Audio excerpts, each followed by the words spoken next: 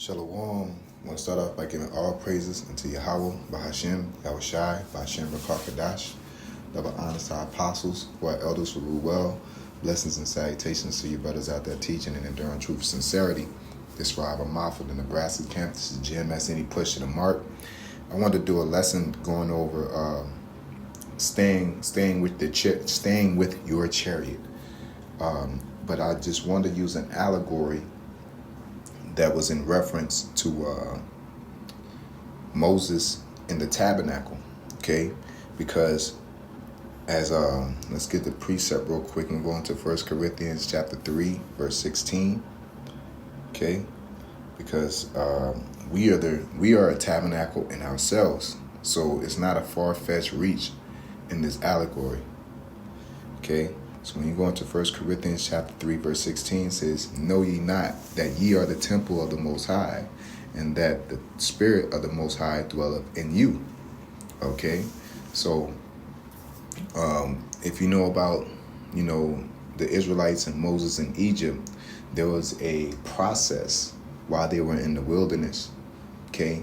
They didn't just walk around and aimlessly wandered, okay? After they were chased off, I believe by the Amorites, or I believe the Amorites or the Philistines. I think it was the Canaanites. They got to the promised land, they got chased off, and when they lost that battle, Moses, say, "Hey, we about to go off into this wilderness." It was all the Lord's will, to avoid any other attacks, things like that. But long story short, every decision that was made based off the Lord's movement via the chariot that was over the tabernacle. Okay, when the chariot moved, they suited up and they moved, and the chariot rested over the tabernacle where Moses was in. Okay,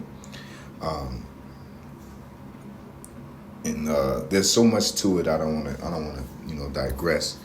But I want to go into the precept of Exodus chapter 40 and 38, okay? We're going to Exodus chapter 40, verse 38. Slide down. It says, I started at 40 and 31. It says, "And Moses and Aaron and his sons washed their hands and their feet thereat when they went into the tent of the congregation. And when they came near unto the altar, they washed, as the Lord commanded Moses." Now, all this is applicable, okay? You have to come clean, okay? You have to present yourself properly to the Lord. You can't, come into this truth and walk in this truth any kind of way. You can't be having dreadlocks. You can't be eating what you want to eat. You gotta, you can't call on any type of name. You gotta, because we're washed by the word, okay? So you got to clean yourself when you come in. And this is the thing. Moses is a Levite. Yahushai is from the tribe of Judah. All right? So that priesthood went from Levi unto the prophets and the men of the Lord, the elect. Okay? So even though this is, when you talk about rule specific Levi, this applies to the men of the Lord in their walk. Meaning we're supposed to walk. We are the tabernacle at this point. And we're supposed to, the chariot, when the chariot moves, we move. Pretty much, we're supposed to walk in the spirit so we don't fulfill the lust of the flesh. Okay? So I want to get into, continue reading. It says, "When they went into the tent, the congregation, and when they came near unto the altar, they washed as the Lord commanded Moses.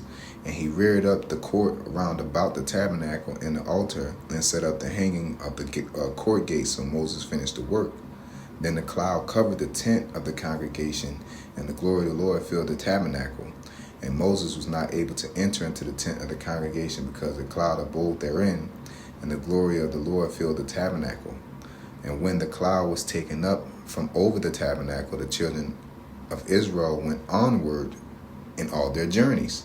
So, but if the cloud were not taken up, then they journeyed not until the day that it was taken up. For the cloud of the Lord was upon the tabernacle by day, and fire was on it by night, in the sight of all the house of Israel throughout all their journeys. So the Lord guided Israel even when they was in the wilderness for those 40 years. Okay? But they didn't go or stop unless the chariot went or stopped. When the chariot moved, they packed up and moved. When the chariot stopped, they settled and chilled. All right? And this is how we supposed to walk in the spirit. Okay? Because the scriptures say, look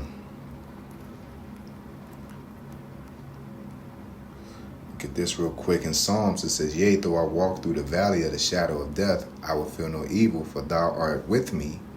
The rod and thy staff, they comfort me. Okay? So this place is the valley of the shadow of death. Okay? It's darkness. All right? Why you think the Lord referenced those that grope at noonday? Because you're not walking with the chariot. The chariot was a what? A cloud by day and a pillar of fire by night. It was a visible sign of direction. It was a GPS that you can see. Okay? And when you walk outside of that tabernacle, say somebody just say, you know what, I'm about to start walking. The tabernacle look like it's about to move. I mean, the chariot look like it's about to move. I'm about to start walking. Now you're walking without your protection. And as the scriptures say, where there's no hedge, the possession is spoiled. So the world, we're walking through this valley of shadow of death, through evil friends, evil relatives, you know, Satan walking by as a roaring lion, seeking whom he may devour. And we're walking, you know, through all these dangers. And sometimes you can get complacent, distracted, you know, going to the parables of the seeds, things like that, to where it can get you pulled away from that chariot. And sometimes, like, you know, you might be walking and you might smell chicken. It'll make you go and get that chicken, and you leave the chariot. You might make it back safe. That's through grace and mercy of the Lord. But you're taking a chance every time you walk in the flesh. Anytime you're walking in the flesh, you're walking in darkness, man. Okay? And we're trapped in chains of darkness, which is this body, which is subject unto sin, which is subject unto disorder. Okay? And we are striving through the Spirit to maintain ourselves in this and underneath this light. Okay? Because just like we was led out of Egypt, it was a light before us and it was a darkness behind them. It was a light for us and it was a darkness for them. So all this correlates to saying, hey, we have to walk in the Spirit. We have to trust in Yahweh Bashem Yahweh's decision making, not our own. Because the heart is deceitful above all things and desperately wicked. Who can know it? All right. We're in a beautiful quagmire, because the quagmire is easily solvable. All you have to do is have faith and trust in the Lord. You know, as you Christians like to sing, follow his steps in his word, whatever song you like to sing. You know, order my steps in his word, right? That means you're supposed to walk according to his will. You're supposed to walk according to the scriptures. You can't say homosexuality is love. And God says love, you know, love thy neighbor. No, you're supposed to follow his word.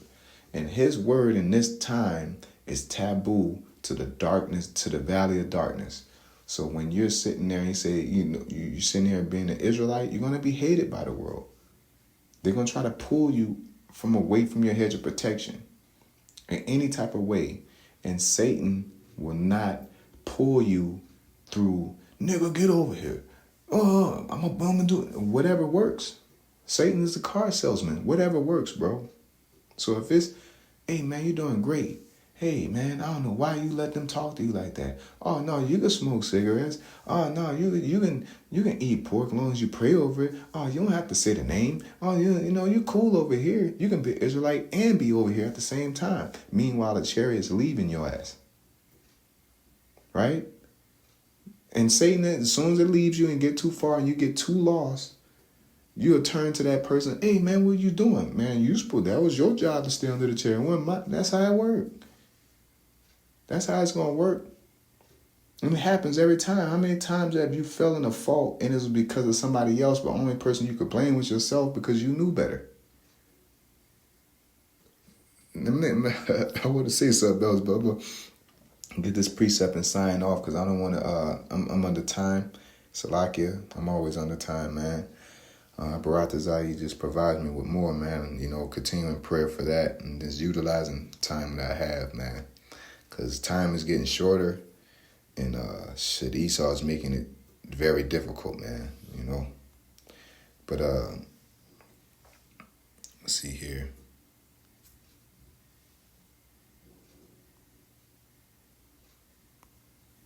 It's like I'm here and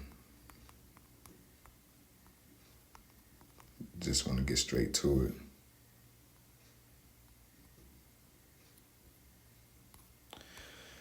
So in Sirach chapter 2, verse 10, one of my favorite scriptures, man, it says, look at the generation of old and see, did ever any trust in the Lord and was confounded? Or did any abide in his fear and was forsaken? Or whom did he ever despise that called upon him? You know what I'm saying? It says, for the Lord is full of compassion and mercy, long-suffering, very pitiful, and forgiveth sins, and saveth in the time of affliction. But he's only going to do that if you're walking in that light. He pulled us out of the light through Yahweh Shai. Yahweh Shai was the light coming out of that darkness, as John the Baptist said. He was that beacon of light. He was that, because we was all in darkness. Imagine you're in a dark room and you just see that light. That's all you need is a little bit. And Yahweh Shai was that light, man. And we walked and we scraped and we scratched and we got to that light. You're supposed to stay in that light.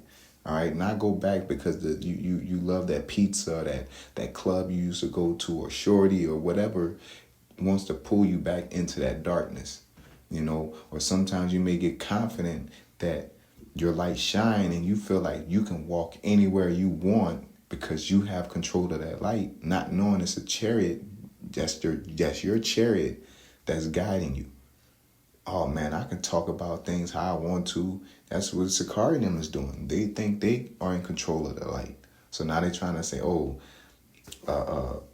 Apostle Hard should step down or something like that, or, because you're at this age, because you think you're in control of it because you studied the law and this and that. No, the Spirit gave you utterance. All right, just like they was upset at Moses for picking Aaron because it wasn't according to the normal proper order of selection, not knowing that was the Lord's will how Aaron was selected. Okay, everything ain't just based off the rules.